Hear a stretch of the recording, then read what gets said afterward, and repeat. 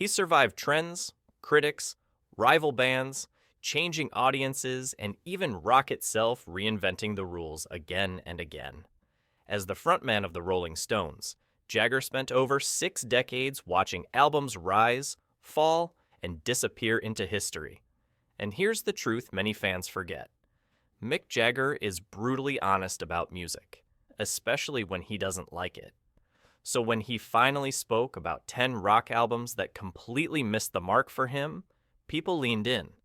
Not because he enjoys tearing things down, but because Jagger believes bad albums often teach more than good ones.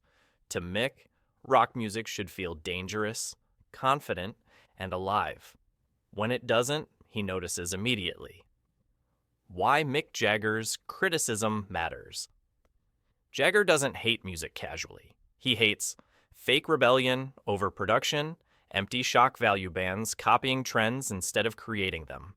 He believes rock albums should sound like real people taking real risks, not committees chasing charts. These albums failed him not because they lacked talent, but because they lacked soul. 10.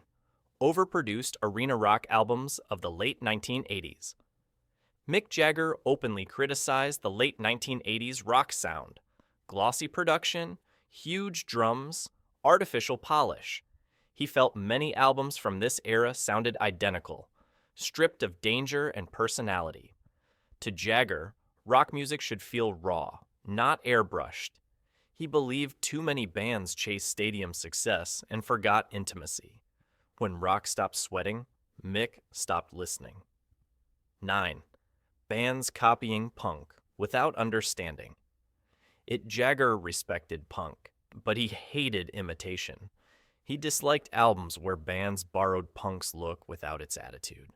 Loud guitars alone weren't enough. To Mick, punk was about conviction, not speed. Albums that treated punk as fashion instead of philosophy felt dishonest. And Jagger had zero patience for that. 8. Concept albums that took themselves too seriously. Mick Jagger has never been impressed by pretension.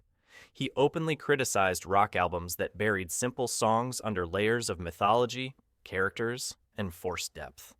When albums sounded more like homework than music, Jagger tuned out. Rock should feel instinctive, not academic. 7.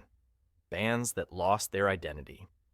Mid-career, Jagger disliked albums where bands abandoned their core sound chasing trends, sudden disco phases, forced electronic experiments, image over substance.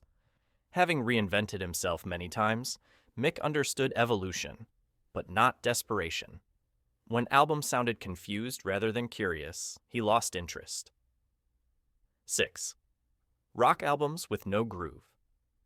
This one mattered deeply to Mick. If it didn't swing, it didn't work. Jagger believed rhythm is the heartbeat of rock. Albums that ignored groove for complexity or noise felt lifeless to him. No groove meant no movement. No movement meant no rock. 5. Overly clean modern rock. Records. Mick criticized modern rock albums that sounded too perfect. Auto-tuned vocals, locked-in grids, sterile precision. He felt rock needed mistakes, tension, and rough edges to feel human. When albums sounded like they'd been scrubbed clean of personality, Jagger dismissed them. 4. Albums that tried too hard to be dark. Jagger hated forced darkness. Albums that leaned into misery without emotional truth felt fake to him. He believed sadness should emerge naturally, not be marketed. To Mick, real darkness comes from honesty, not mood boards. 3. Bands obsessed with image over sound.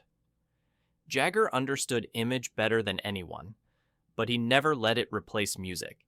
He disliked albums where the look mattered more than the songs. Fashion fades, music stays. Albums that focused on visuals instead of substance never impressed him. 2. Rock albums without confidence. This one surprised people. Mick Jagger hated uncertainty. Albums that sounded afraid of critics, charts, or audiences, felt weak to him. Rock, in Mick's eyes, demands confidence. Even failure should sound fearless. Hesitation kills rock music faster than mistakes ever could. 1. Albums that forgot. Rock's purpose. At number 1, Mick Jagger criticized albums that forgot why rock existed in the first place. Rock was meant to challenge authority, express desire, release tension, feel alive. Albums that sounded polite, safe, or emotionally empty failed entirely. To Mick, if rock doesn't move bodies or emotions, it's already dead. What Mick Jagger's hated albums really reveal this wasn't about negativity, it was about standards. At 82, Mick Jagger still believes rock music should feel dangerous sound, human take risks, trust instinct. He doesn't hate artists, he hates dishonesty. And after a lifetime inside rock music, he knows it instantly when he hears it. Do you agree with Mick Jagger's views on modern rock albums? Which era do you think rock lost its edge, if it ever did? Drop your thoughts in the comments, hit like, and subscribe for more deep dive rock history.